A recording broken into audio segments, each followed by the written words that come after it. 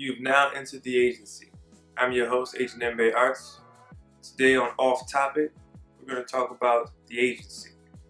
So I want to describe what it is that the agency is, its origin story, how it relates to my artistic practices, some of my creative processes. The agency is the collective nation of physical and virtual worlds.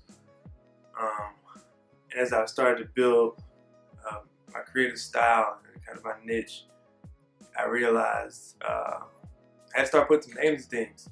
I had to start giving it some life, and so we landed on the name Agency, which actually stemmed from the title of the characters in my work, Agents. So where did it all begin? How did we get started? As a young artist, a few years out of undergrad at the illustrious Hampton University, I just wanted to push myself to create something that was a very unique. It was a style of mine, something that I did, just that would be recognizable. It was something that I had seen in other artists, whether it was scrolling Instagram and things like that. Something I also always wanted. So I really started to push myself to find something that would be me. So the first iteration of the Agents actually came from I want to combine. I use like African masks as symbols, and kind of putting them on contemporarily dressed figures. Kind of showing this connection between an ancient history and a lost history, kind of an ancient and lost history, and connecting people to something even deeper. Imagine that they could see themselves in something from a historical standpoint. But I found myself doing it. Well, not found myself, but out of kind of reaching out and talking to one of my mentors. When we talked about my works, he especially being from Nigeria, he expressed just how deeply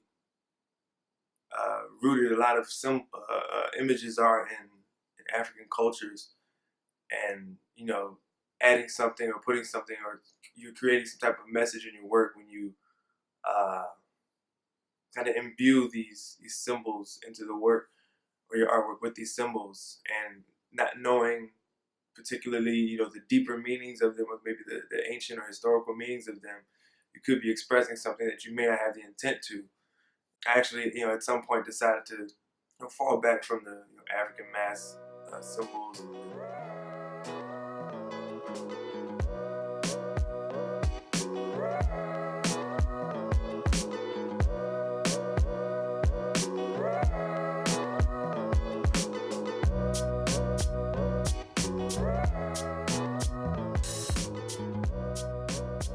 Early sketches actually got on deck.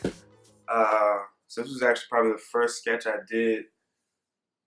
Let me see. Hopefully, I might not auto zoom. But this was actually the first sketch I did of that style, and I did a few more drawings of it. Often using images of friends of mine that I felt like I could connect to their energy and their spirit a lot more, because I've had some relationship to them. And so I started digging into finding some good images and people who post some really good poses. For one, probably around 2014 or so, I remember I was drawing doing some sketches of myself, kind of exploring different styles and ideas with myself. For one, like cutting back and minimizing the amount of value and shading I was doing on the images, and then rendering the head in some unique way that I started to cut out the kind of symbolism and mask, and just doing some simple shapes in some of them, and kind of shading them as just simple kind of ovals or spheres, sometimes squares, rectangles. And then I got to a point where I wanted to stop drawing myself, because I felt like it was somewhat limiting. I was only working on with the same kind of form or body shape, and I've always loved drawing the human figure. So I decided I was gonna, kind of start referencing more images of others. But the way that I work is I need a, kind of a formula to create, um, to be my most creative. And so, in a way to force myself to find a kind of vast pool of images that I could reference, um, and not repeat myself. This is also what I don't like doing. I don't like having to do a whole lot of work. So again, I started to find a way that I can create a formula. So I actually went to my Instagram,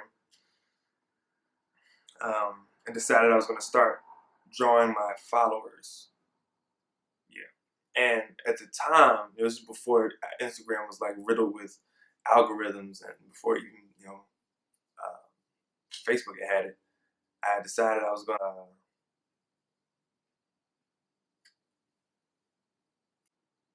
right. I could scroll my Instagram, and when you search your followers, scroll all. I would scroll all the way to the bottom to see whoever the first follower was, and anytime I went back to my follower page, it would always show me who that person. Would always be in the same order.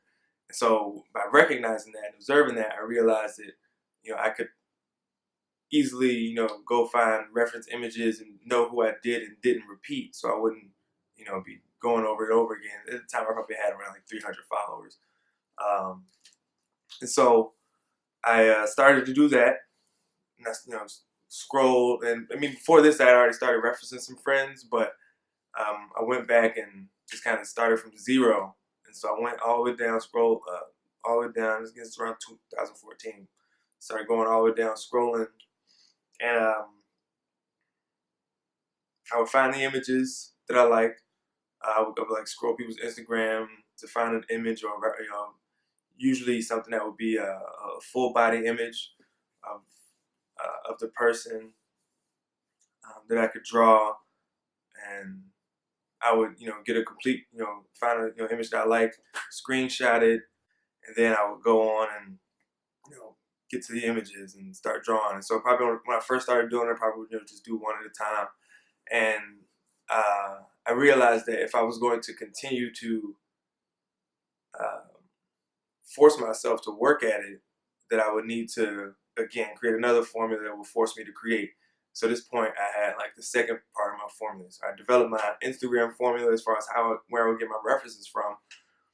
Then I went to I went to find a way that would force me to create, whether it was daily or whatever that was. So I didn't create like I'm gonna draw 30 days straight or draw an image a day.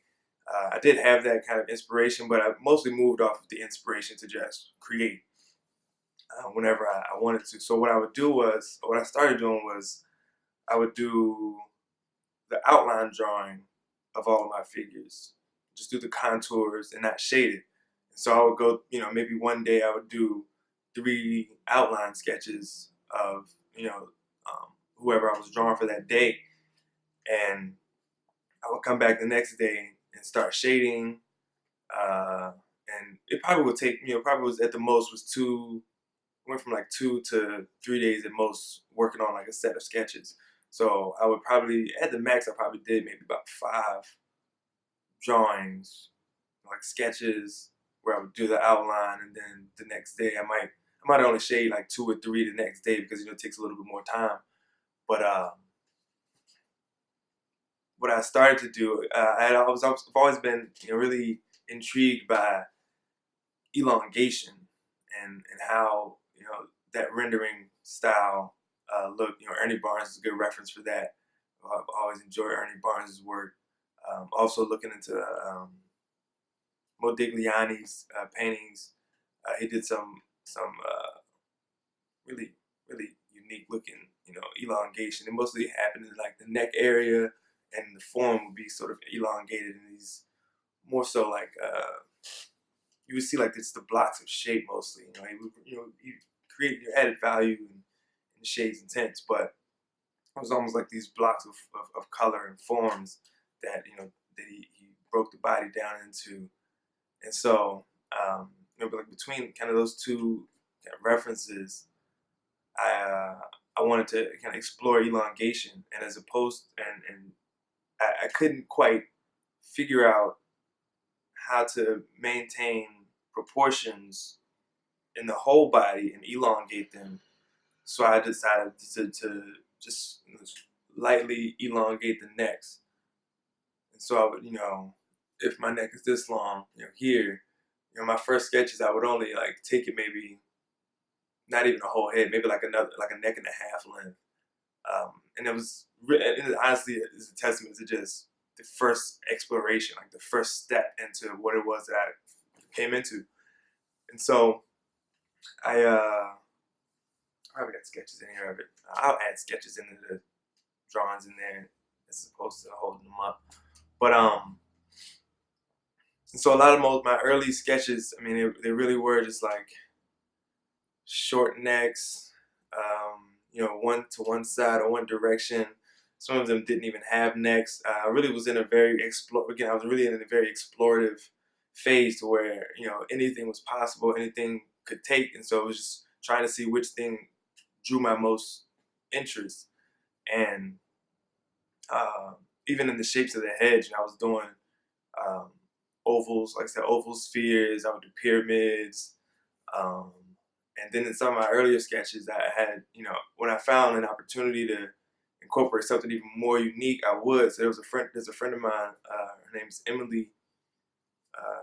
She's a musician, super dope, sound designer, musician, based out in LA right now. I did like some logo work for her back when I graduated college, and she, like I had already the logo was the shape of a head essentially. It was, or it had, the logo had a face. So, as opposed to using an oval or something like that, I had already created something or designed something that was, symbolically already like just hers and identified who she was, based on our collaboration. And so I used that as the head as opposed to a circle or oval.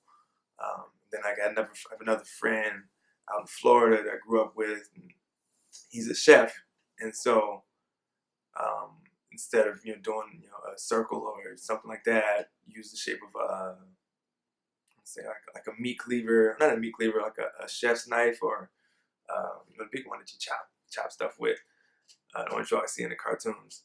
So I'd use like that shape for his head as opposed to something else. And it was, when I started to realize that I could create these metaphors for who these figures were, and what kind of life they took on. Whenever I started to draw them and find how I can make each one more, or each one unique in its own, but also it fit within this kind of realm of this world of characters. And at then I wasn't thinking I was creating a world of characters. I really was just exploring.